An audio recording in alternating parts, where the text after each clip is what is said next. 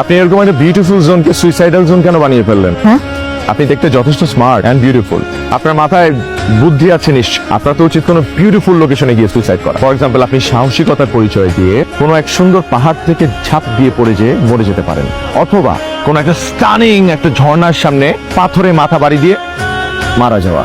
আর আপনি কি করছেন? রাস্তার মাঝখানে দাঁড়িয়ে গাড়ির সামনে পড়ে মরতে যাচ্ছেন। ছি ছি ছি, এটা আপনার সাথে খুবই বেমানান। আপনাকে কে বললো যে আমি এখানে সুইসাইড করতে এসেছি?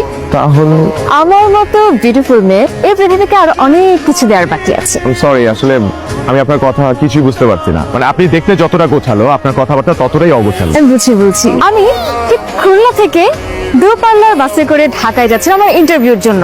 ঠিক কচ্ছপের গতি যাচ্ছে, এবং এইভাবে যদি চলতে থাকে আমি তো কখনোই আমার ইন্টারভিউতে পৌঁছাতে পারবো না। তাই ঠাপ করে বাস থেকে নেমে গেলাম, নেমে রাস্তায় দাঁড়িয়ে পড়লাম।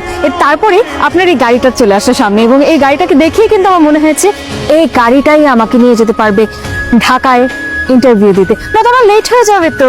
আপনার দেরি হয়ে যেতে পারে, কিন্তু ওদিকে আমার কেলেঙ্কারি হয়ে যাবে। আমার বাড়িও খুলনাতে, এবং আমি ঢাকা থেকে খুলনা যাচ্ছিলাম বিকজ আজকে সন্ধ্যা 7টায় আমার এঙ্গেজমেন্ট।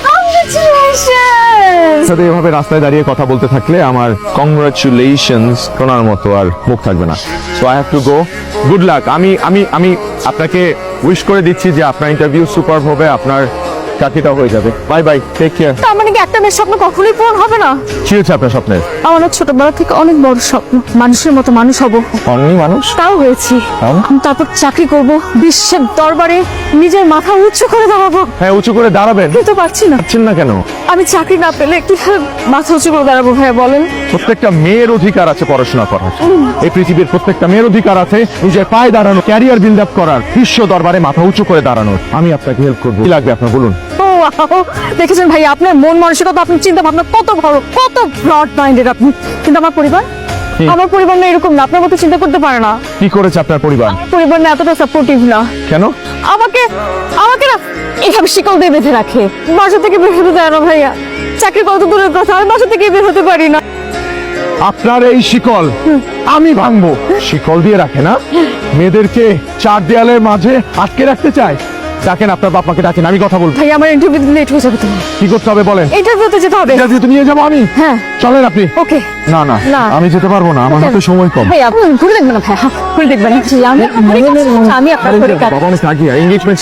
আপনি 7টার সময় পৌঁছে যেতে পারবেন, আমি কথা দিচ্ছি। কিভাবে?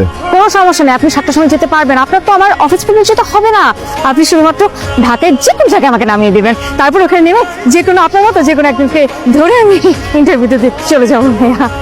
খালি একটু লিফটটা। পারবেন তো? একদম পারবো। আপনি পথ যেতে পারবেন তো? একদম পারবো ভাইয়া, আমাকে পারতেই হবে। হ্যাঁ, নিজের পায়ে পারবো। চলুন চলুন, তাড়াতাড়ি চলুন, তাড়াতাড়ি চলুন, তাড়াতাড়ি চলুন, উঠুন উঠুন।